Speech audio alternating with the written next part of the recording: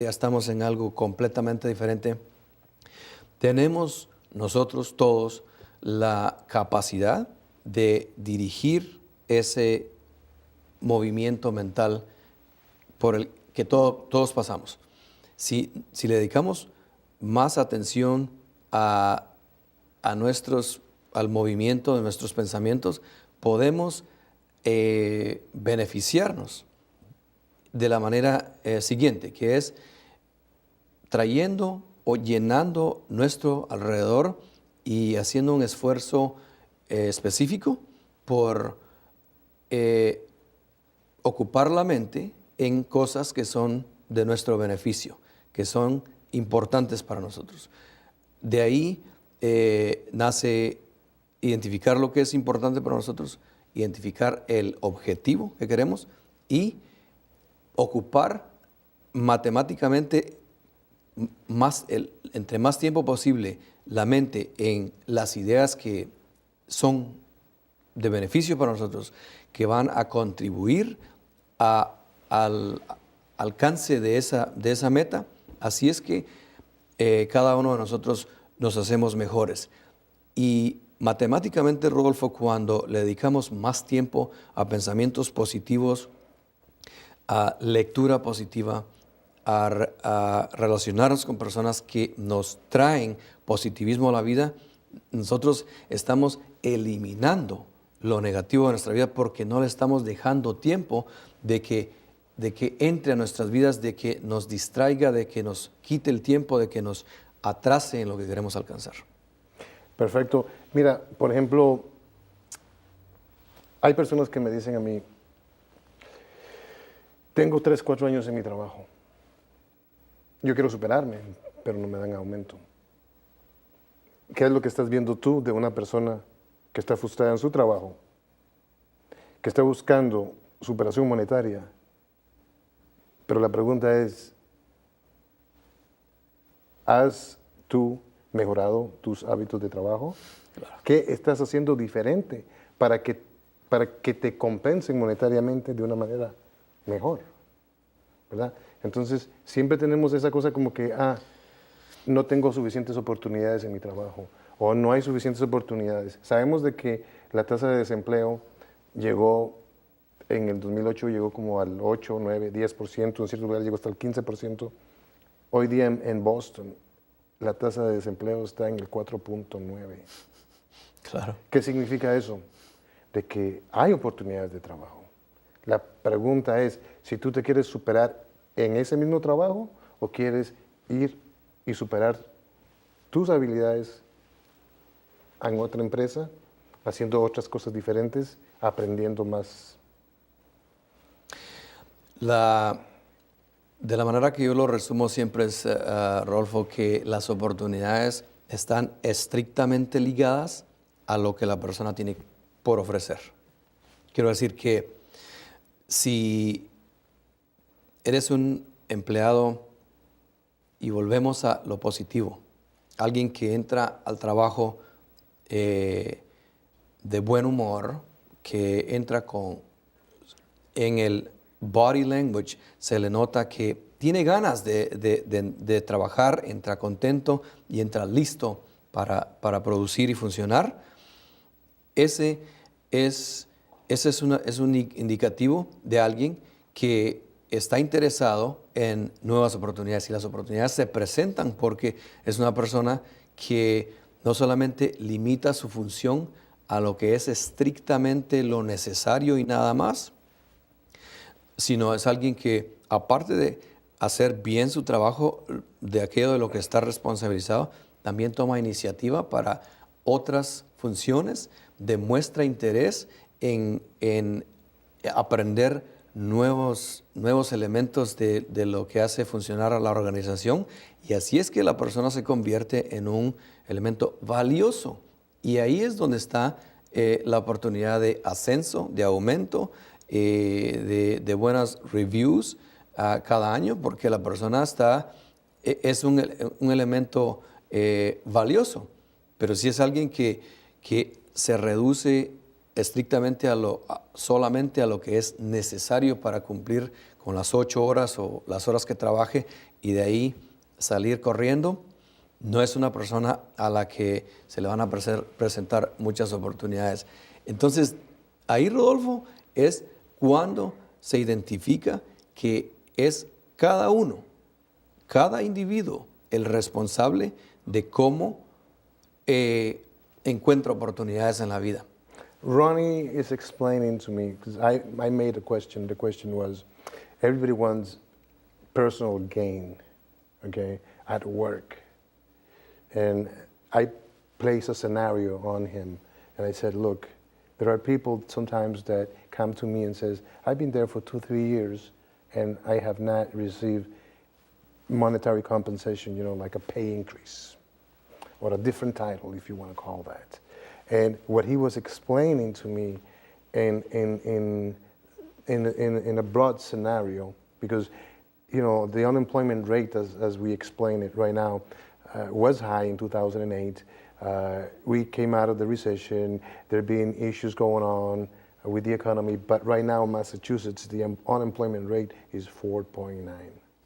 What does that mean? That means that if you're not growing in the job that you have a possibility of applying for a job, learn different skills, take the skills that you have.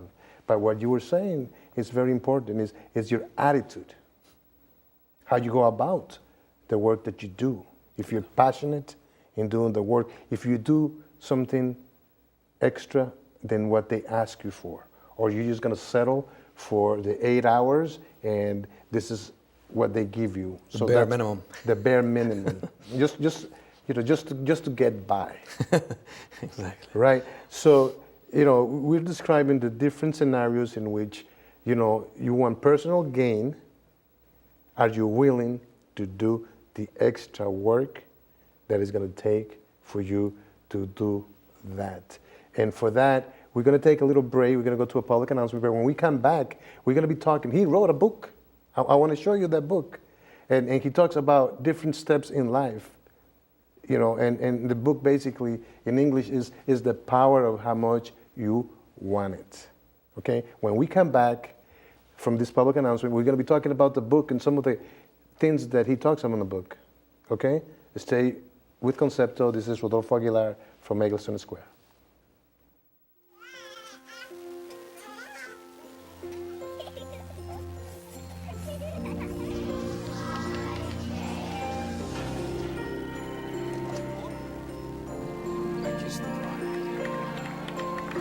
A full life, measured in seats, starts with the right ones early on. Car crashes are a leading killer of children 1 to 13. Learn how to prevent deaths and injuries by using the right car seat for your child's age and size. You taught him how to hit a baseball, how to hit a receiver, the strike zone, the net. You taught him how to hit the upper corner. You even taught him how to hit the open man. But how much time have you spent teaching him what not to hit?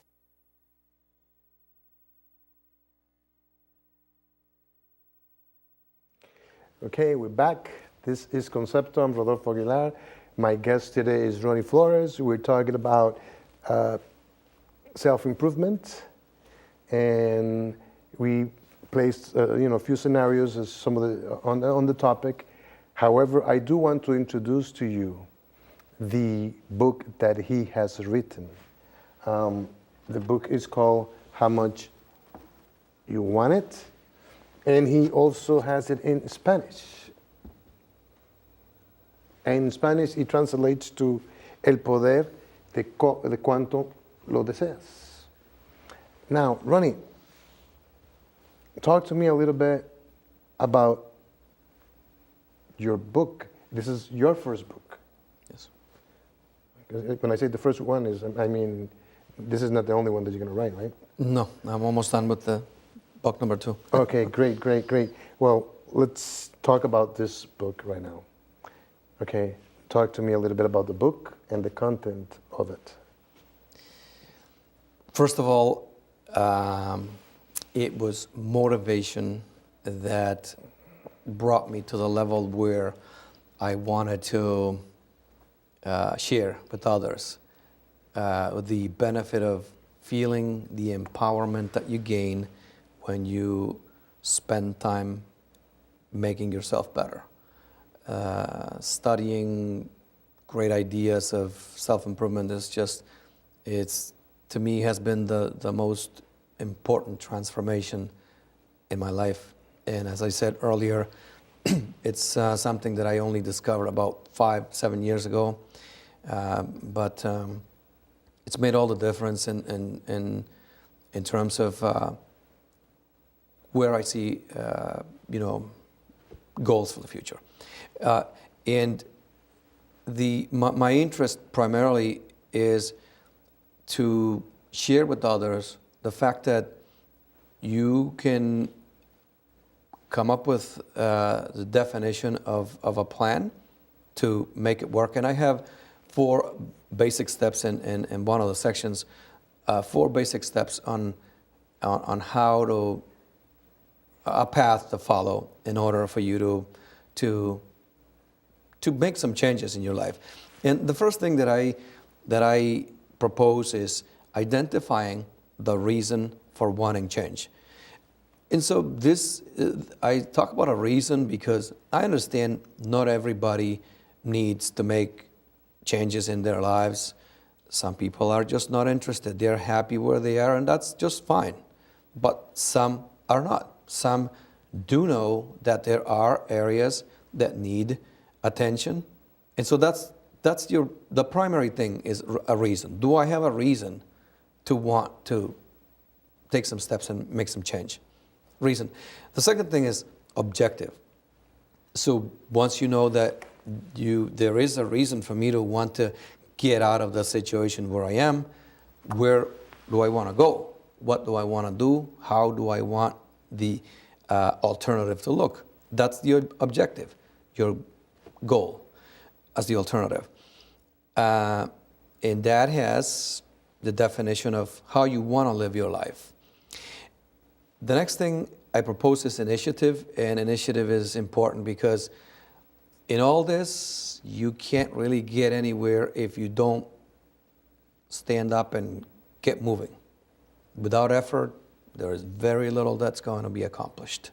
So you got to take the steps. You cannot sit and wait until things knock on your door and come. As they say, if there is no pain, there is no gain. Yes. So you were just saying about the unemployment rate being historically low in Massachusetts, and you still hear people complaining about blaming others for taking our jobs or not being able to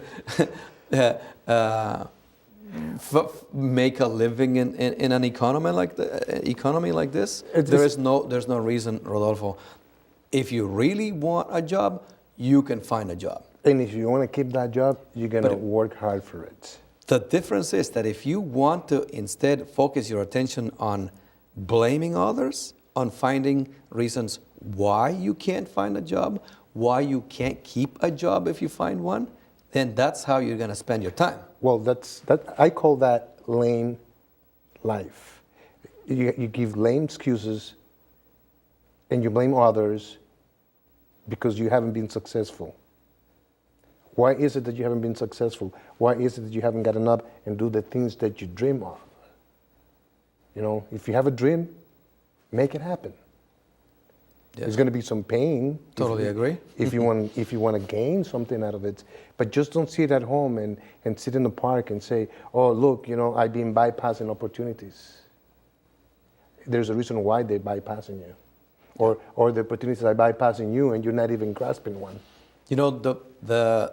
This has more of a political implication, which is, when people start blaming others for taking their jobs, what it really means is that there is a demand in the market for that work to be done, and the reason others come in and do it, whether it is at a lower cost or not, is less important.